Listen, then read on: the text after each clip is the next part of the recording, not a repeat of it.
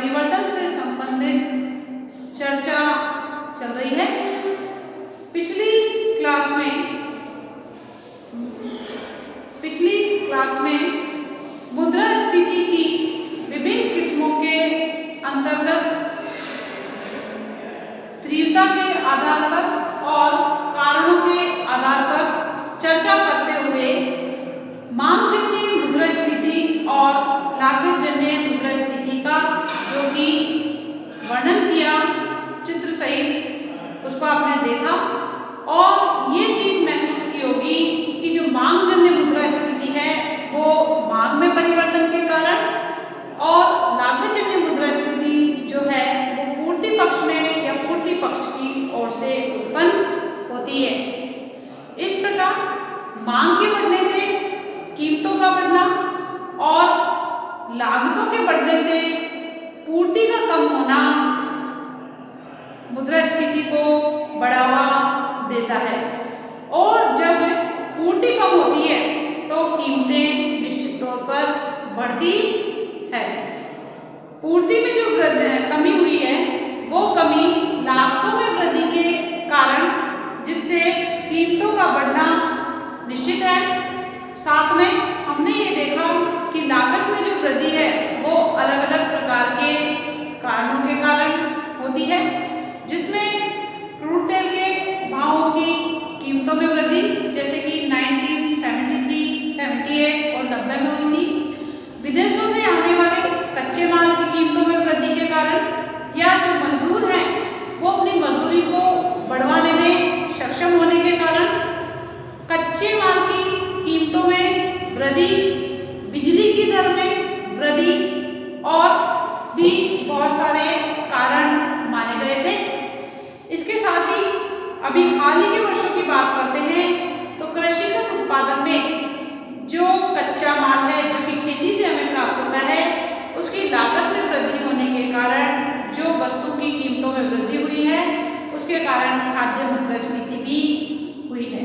इस प्रकार खाद्य मुद्रास्फीति में कीमतें अगर बढ़ती है तो व्यक्ति की वास्तविक आय है वो कम हो जाती है, जिससे उसकी क्रय शक्ति पर फर्क पड़ता है। इस प्रकार इन सभी चीजों के बारे में अध्ययन किया। आज उसी कारणों के आधार पर मुद्रास्फीति का अध्ययन करते हुए तीसरे प्रकार की मुद्रास्फीति की चर्चा करेंगे, जो कि आपकी ढांचागत मुद्रास्फीति होती है, जो कि मांग और पूर्ति के अलावा भी ऐसे बहुत सारे कारण हैं जिसके कारण अर्थव्यवस्था में मुद्रास्फीति बढ़ जाती है और वो आपकी ढांचागत मुद्रास्फीति के अंतर्गत आती है। तो सबसे पहले आप थर्ड पॉइंट जो है वो डालिए, जो कि ढांचागत मुद्रास्फीति कहलाता है। ढांचागत मुद्रास्फीति हेडिंग डाल लीजिए आप लोग, ढांचागत मुद्रास्फीति, जो कि कारणों के आधार पर तीसरे प्रकार की मुद्रास्फीति के अंतर्गत आएगी। इसमें विकासशील देश में प्राय ढांचागत या संरचनात्मक, इसको संरचनात्मक भी बोलते हैं ढांचागत को, तो ढांचागत या संरचनात्मक मुद्रास्फीति की दशाएं भी जो है पाई जाती हैं। मांगजन्य मुद्रास्फीति, लागतजन्य मुद्रास्फीति तो होती है, लेकिन साथ में संरचनात्मक मुद्रास्फीति भी देखी जाती है। यहाँ खाद्यान्नों का जो उत्पादन है वो मांग के अनुसार बढ़ना कठिन होता है, बढ़ाना कठिन होता है। क्यों? क्योंकि प्राकृतिक दशाएं भी ऐसी दशा होती है जो मांग की अनुसार या मांग के अनुसार उत्पादन को बढ़ाया नहीं जा सकता है जनसंख्या के बढ़ने के कारण। कृषिगत उत्पादन पर मानसून व प्राकृतिक तत्वों का भी प्रभाव पाया जाता है। अगर मानसून अच्छा होता है तो पूर्ति बढ़ जाती है और अगर मानसून विपरीत होता है तो उत्पादन कम हो जाता है। इस प्रकार देश में आधारभूत ढांचे में जैसे कि परिवहन की बात करते हैं, विद्युत की सप्लाई की बात करते हैं,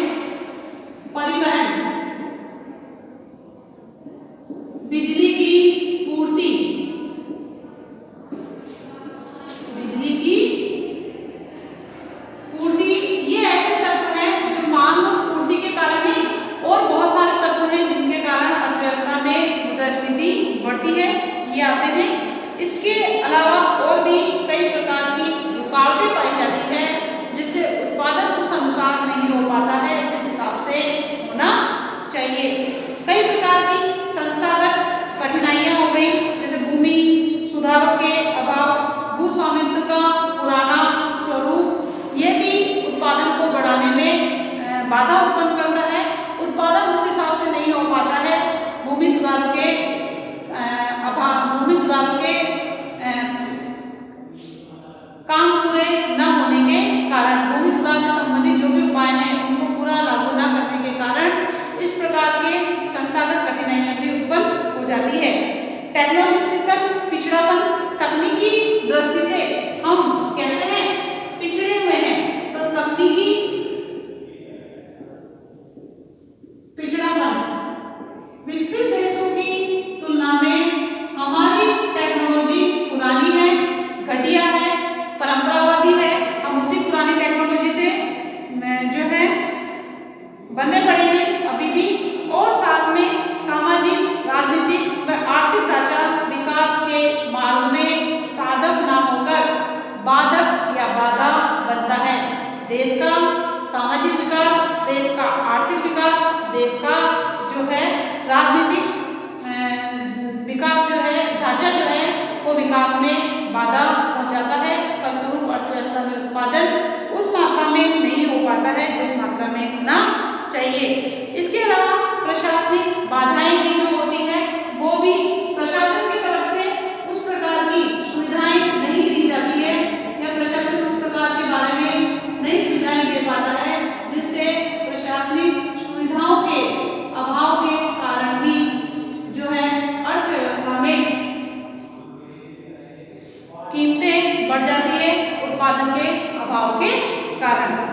इसलिए कुछ विद्वानों का मत है कि विभिन्न ढांचागत मुद्रास्फीति या ढांचागत कारणों से विकासशील देशों में इस प्रकार की मुद्रास्फीति देखने को मिलती है, जिसमें ढांचागत मुद्रास्फीति उसके अंतर्गत शामिल की जाती है, जो कि मांग और पूर्ति में परिवर्तन के कारण नहीं, और भी ऐसे बहुत सारे कारण होते हैं जिसके कारण जो है उत्पादन उस हिसाब से नहीं हो पाता है जितना होना चाहिए।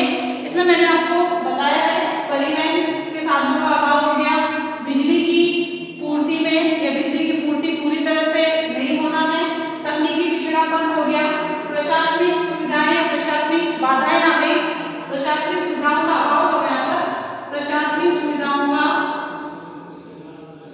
अभाव, साथ में राजनीतिक, सामाजिक और आर्थिक कारण भी होते हैं जो कि अर्थव्यवस्था में मुद्रास्फीति को बढ़ावा देने में मदद करते हैं। इसके अंतर्गत विकासशील देशों की अर्थव्यवस्था में निम्न किस्म की बाधाएं पाई जाती हैं, जिनमें ढांचागत मुद्रास्फीति का विशेष प्रभाव देखा जाता है या विशेष प्रभाव देखने को मिलता है। इसके कौन कौन से तत्व हैं, उन तत्वों के बारे में पढ़ेंगे, जिससे हमें ये ज्ञात होता है कि विकासशील देशों में ढांचागत मुद्रास्फीति भी देखने को मिलती है। इसमें सबसे पहला जो तर्क है या सबसे पहला जो तत्व है वो है आपका साधनों का अंतर या अभाव।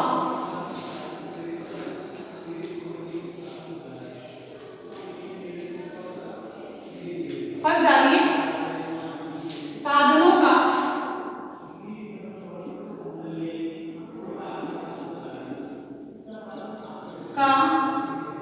अंतर या अभाव, साधनों का अंतर या अभाव ढांचागत मुद्रास्फीति में देखने को मिलता है। विकासशील देशों में विकास के लिए वित्तीय साधनों की कमी पाई जाती है। हमारे यहाँ पर आय विकसित देशों की तुलना में कम है, आय कम है और उपभोग ज़्यादा है। उपभोग ज़्यादा होगा तो बचत कम होगी, बचत कम होगी तो पूंजी कम होगी, और पूंजी कम होगी तो विनियोग भी कम हो पाता है। कुल मिला के हमारे यहाँ पर की कमी है, अभाव पाया जाता है। इनकी सार्वजनिक क्षेत्र व निजी क्षेत्र दोनों के लिए ही कमी होती है। हम ऐसे नहीं कह सकते कि सार्वजनिक क्षेत्र में तो पैसा है, निजी क्षेत्र में नहीं है, या निजी क्षेत्र में है लेकिन सार्वजनिक क्षेत्र में नहीं है। हमारे यहाँ पर तो या विकासशील देशों की अगर हम बात करते हैं तो चाहे निजी क्षेत्र हो चाहे सार्वजनिक क्षेत्र हो, सभी क्षेत्रों में पूंजी की कमी दिखाई देती है। नियोजित विकास के लिए, नियोजित विकास मतलब योजना के अकॉर्डिंग विकास करने के लिए साधनों की पूर्ति के लिए सरकार को प्राय घाटे की वित्त व्यवस्था का सहारा लेना पड़ता है। कहने का मतलब सरकार की आय तो होती है कम और सरकार को व्यय करना पड़ता है ज्यादा, खर्चा करना पड़ता है ज्यादा। इस प्रकार सरकार को नियोजित विकास के लिए भी घाटे की वित्त व्यवस्था का सहारा लेना पड़ता है, जिससे देश में रिजर्व बैंक के द्वारा मुद्रा की पूर्ति बढ़ती है और मुद्रा की पूर्ति के बढ़ने के फलस्वरूप व्यापारिक बैंकों के मार्फत जनता के पास पैसा ज्यादा मात्रा में आता है और ज्यादा मात्रा में जब पैसा आएगा तो ज्यादा वस्तुओं की मांग करेंगे, फलस्वरूप अर्थव्यवस्था में कीमतों का बढ़ना स्वाभाविक होता है। इस प्रकार साधनों का अंतर और अभाव होने के कारण भी अर्थव्यवस्था में जो है मुद्रास्फीति देखने को मिलती है। दूसरी बात करते हैं, वो होगा आपका विदेशी मुद्रा का अभाव। सेकंड पॉइंट डालिए,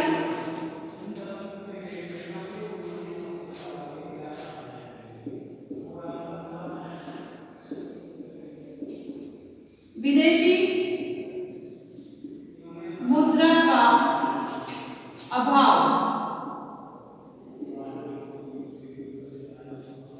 यह भी ढांचागत मुद्रास्फीति के पाए जाने के कारण में इसको भी देखा जाता है। विकासशील देशों में विदेशी मुद्रा की कमी होने से आयात करके वस्तुओं की सप्लाई बढ़ाने में कठिनाई होती है। हमारे यहाँ पर विकसित देशों की अपेक्षा जनसंख्या ज़्यादा है और उस बढ़ती हुई जनसंख्या के लिए हमारे यहाँ पर खाद्यान्न पर्याप्त मात्रा में नहीं हो पाता है। इसके लिए हमें विदेशों से वस्तुओं को आयात करने के लिए या आयात करने पर हमें विदेशी मुद्रा जो है उसका अभाव होने के कारण हम ज़्यादा मात्रा में वस्तुओं का आयात भी नहीं कर पाते, क्योंकि हमें जो उनका भुगतान करना है वो विदेशी मुद्रा में करना होता है। लेकिन हमारे यहाँ पर निर्यात कम और आयात की मात्रा ज़्यादा होने के कारण विदेशी मुद्रा हमारे यहाँ पर प्राय कम ही पाई जाती है, जिससे देश में जो वस्तुएं उत्पन्न हुई है उनकी मांग ज़्यादा और पूर्ति कम होने के कारण कीमतों का बढ़ना निश्चित होता है और अधिक जो वस्तुओं की मांग की जाती है और उत्पादन कम मात्रा में होता है, फलस्वरूप वस्तुओं की कीमतें बढ़ती है। याद रहे कि इन देशों में विदेशी मुद्रा का अधिक मात्रा में अनुमान होने से भी मुद्रास्फीति को बढ़ावा मिलता है। अगर हम ज़्यादा मात्रा में किसी वस्तु का निर्यात करते हैं, इसके फलस्वरूप हमें विदेशी मुद्रा प्राप्त होती है और जितनी हमें विदेशी मुद्रा प्राप्त होती है तो हमें मुद्रा की पूर्ति को भी बढ़ाना होता है। और रिजर्व बैंक के द्वारा जब विदेशी मुद्रा के आगमन से विदेशी मुद्रा की पूर्ति बढ़ती है तो व्यापारिक बैंकों के मार्फत जनता के पास ज़्यादा मात्रा में पैसा आ जाता है, जिससे वो ज़्यादा वस्तुओं की मांग करते हैं और ज़्यादा वस्तुओं की मांग करेंगे और उत्पादन उस हिसाब से नहीं हो पाएगा तो वो भी कीमतों के बढ़ने का एक कारण और बन जाता है। इस प्रकार मुद्रा की पूर्ति के बढ़ने से मुद्रास्फीति का जोर बढ़ता है या मुद्रास्फीति बढ़ जाती है। भारत में समय समय पर मुद्रास्फीति को बढ़ाने में विदेशी मुद्रा के कोषों की अत्यधिक वृद्धि ने भी योगदान दिया है, क्योंकि हम जब जितनी मात्रा में वस्तुओं का निर्यात ज़्यादा करेंगे उसके फलस्वरूप हमें विदेशी मुद्रा प्राप्त होती है और जितनी विदेशी मुद्रा प्राप्त होगी रिजर्व बैंक को उतनी ही मुद्रा की पूर्ति बढ़ाने होती है और मुद्रा की पूर्ति के बढ़ने से जनता के पास ज़्यादा पैसा आ जाता है, फलस्वरूप कीमतें बढ़ती है। यह भी जो है आपके ढांचागत मुद्रास्फीति के अंतर्गत ये भी एक कारण माना जाता है मुद्रास्फीति को बढ़ाने में। नेक्स्ट है आधारभूत ढांचे की कमियां। आधारभूत सुविधाएं करो बोले, आधारभूत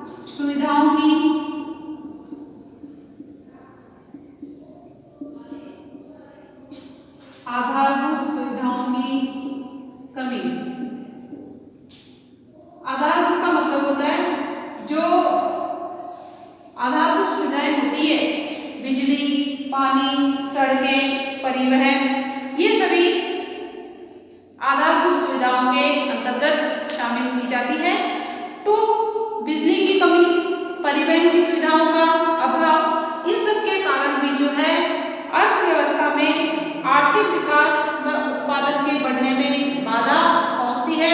अगर बिजली पर्याप्त मात्रा में नहीं होगी तो उद्योगों का विकास कैसे हो पाएगा, उद्योगों में उत्पादन कैसे हो पाएगा, और अगर उद्योगों में उत्पादन उस हिसाब से नहीं होगा, उत्पादन ज़्यादा नहीं होगा और मांग ज़्यादा होगी तो कीमतों का बढ़ना भी निश्चित है।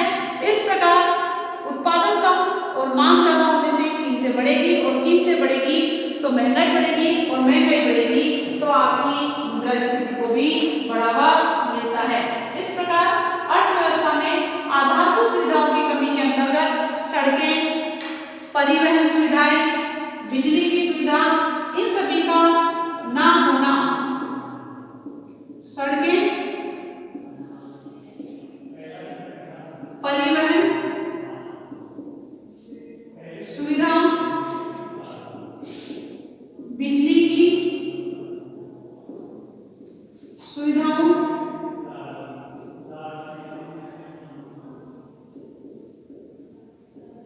व बैंकों का पर्याप्त मात्रा में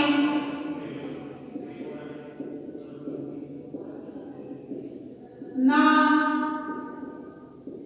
होना आधारभूत सुविधाओं के अंतर्गत आता है, जिससे अर्थव्यवस्था में मुद्रास्फीति बढ़ती है। इस प्रकार ये भी एक कारण माना जाता है। नेक्स्ट बात करते हैं खाद्य पदार्थों की कमी। खाद्य पदार्थ जो कि खाने पीने की चीजें होती है उसको लिया जाता है। खाद्य पदार्थों की कमी भी अर्थव्यवस्था में ढांचागत मुद्रास्फीति को बढ़ाने में मदद करती है। इसके अंतर्गत मांग की तुलना में इनकी पूर्ति कम होने से कीमतें बढ़ती है। इनका लोग लाभ कमाने के लिए काला बाजारी, मुनाफाखोरी, चोर बाजारी करते हैं, और जब वस्तु की कीमत कम होती है उस समय ये इसको स्टॉक करके, इकट्ठा करके बाजार में अभाव उत्पन्न कर देते हैं। उत्पादन होने के बावजूद भी वो मुनाफाखोरी के चक्कर में बाजार में अभाव उत्पन्न कर देते हैं। उस माल का फलस्वरूप कीमतें बढ़ती है मांग के बढ़ने के कारण। इस प्रकार ये सारी बाधाओं मुद्रास्फीति जो है ढांचागत मुद्रास्फीति की दशाओं के अंतर्गत पाई जाती है। विकसित देश और विकासशील देश, इन दोनों ही देशों में मुद्रास्फीति के कई रूप देखने को मिलते हैं। कहीं पर मांगजन्य मुद्रास्फीति होती है, कहीं पर लागतजन्य मुद्रास्फीति होती है, कहीं पर ढांचागत मुद्रास्फीति होती है, कहीं पर तो तीनों ही प्रकार की मुद्रास्फीति होती है। इस प्रकार चाहे विकसित देश हो चाहे विकासशील देश हो, सभी में अलग अलग प्रकार के स्वरूप देखने को मिलते हैं। ये सारे आपके मुद्रास्फीति के प्रकार थे, इसका स्क्रीनशॉट ले लो। इसके बाद मुद्रास्फीति के कारणों के बारे में चर्चा करेंगे कि मुद्रास्फीति उत्पन्न क्यों होती है। इसके कारण की तालिका बनाई जाएगी, उसके बारे में चर्चा करेंगे। आप लोग इसका स्क्रीनशॉट ले लीजिए।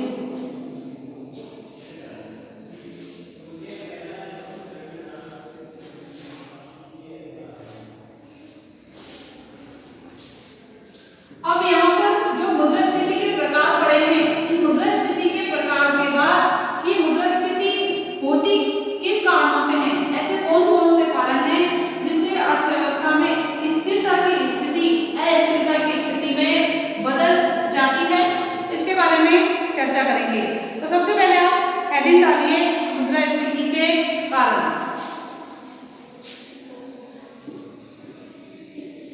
मुद्रा स्फीति के कारण, मुद्रास्फीति के क्या क्या कारण हैं इसके बारे में चर्चा करेंगे।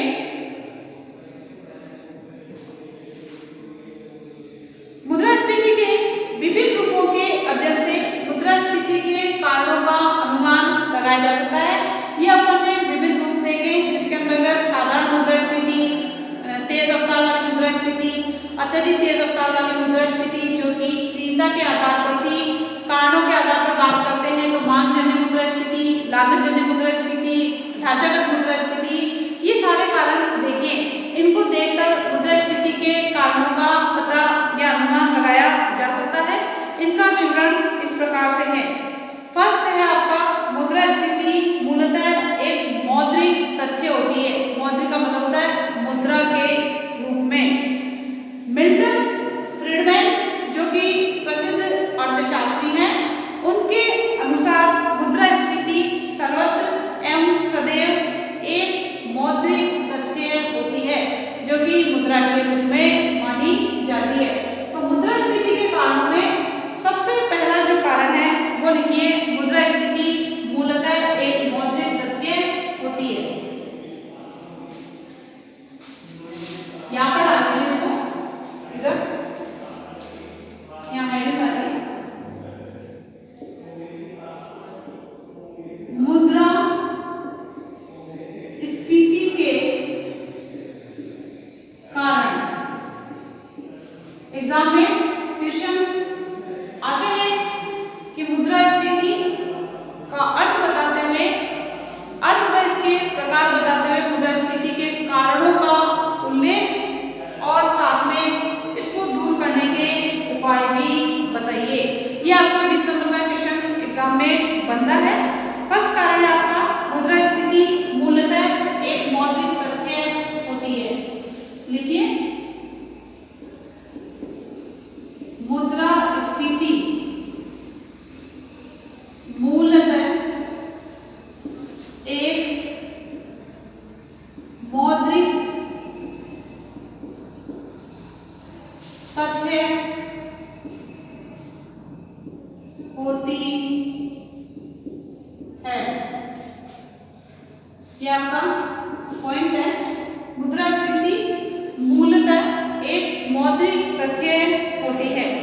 मिल्टन फ्रीडमैन जो कि प्रसिद्ध अर्थशास्त्रियों में इनका नाम आता है, लिखिए, मिल्टन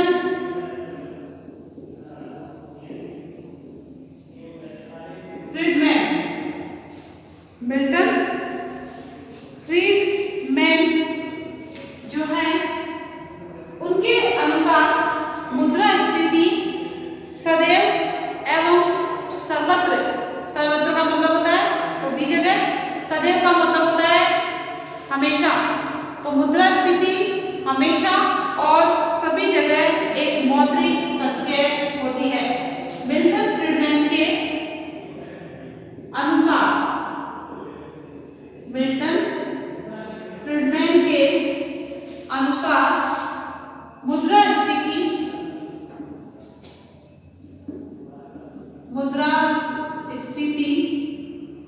सदैव, हमेशा एवं सर्वत्र, सभी जगह एक मौद्रिक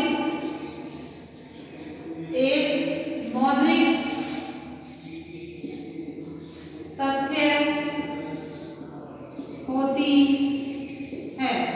इसको आप ऐसे अंडरलाइन कर लेना और साथ में इनवर्टेड कॉमा भी लगा देना। यह मिल्टन फ्रीडमैन का कथन है। मुद्रास्फीति की दीर्घकालीन दशाएं मौद्रिक कारणों से ही उत्पन्न होती है।